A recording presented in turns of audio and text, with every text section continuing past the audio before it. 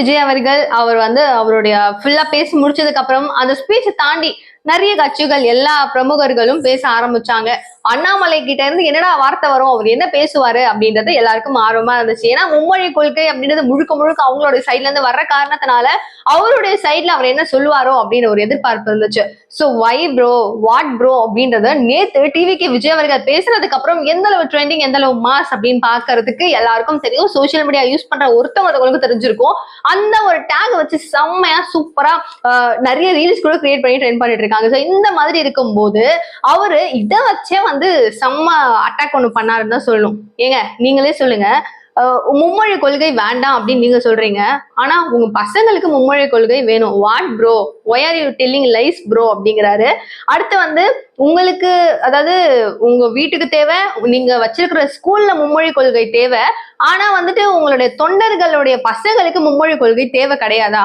கரெக்டா சொல்லுங்க what bro அப்படின்னு சொல்லிட்டு செம்மையான ஒரு தாக்குதல் தான். சோ யோசிச்சு பார்க்கும் போது கரெக்ட் தான் அப்படின்னு தோணுது. பட் விஜய் திட்டவட்டமா நீங்க என்ன அப்படின்னு சொல்லி கேட்க முடியாத அளவுக்கு அவரு ஒண்ணு பேசி வச்சிருந்தாரு. நீங்க ஹிந்தி கத்துக்க கூடாது அப்படின்னு யாரும் சொல்லல.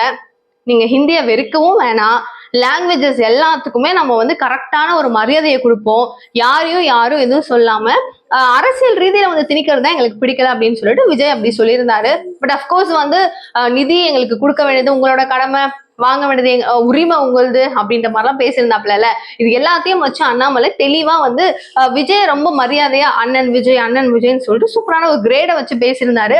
அதே விஷயம் உதயநிதிக்கு நீங்க ஏன் கொடுக்கல அப்படின்னு கேட்கும் போது அவங்க எப்படி நடந்துக்கிறாங்களோ அதுக்கு ஏத்த மாதிரி தான் நான் நடந்துக்க முடியுன்ற மாதிரி வேற மாதிரி ஒரு மாஸ் ரிப்ளை கொடுத்திருந்தாரு.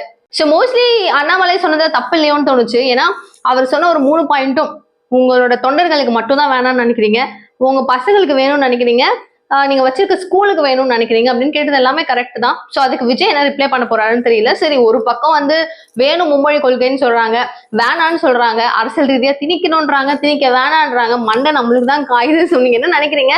எல்லா ஸ்டேட்ஸ்லயும் மோஸ்ட்லி மெஜாரிட்டி ஹிந்தி இருக்கு, பட் தமிழகத்துல மட்டும் இல்லை அப்படின்றது மற்ற ஸ்டேட்ஸே குவெஸ்டின் பண்ற மாதிரி இருக்கு. பட் ஆல்மோஸ்ட் நீங்க என்ன நினைக்கிறீங்க கமெண்ட் பாக்ஸ்ல சொல்லுங்க. இந்த மாதிரி நிறைய அப்டேட் தெரிஞ்சுக்கிறதுக்கு சேனலை சப்ஸ்கிரைப் பண்ணிக்கோங்க. தேங்க்யூ சோ மச் ஃபார் வாட்சிங் திஸ் வீடியோ. பை.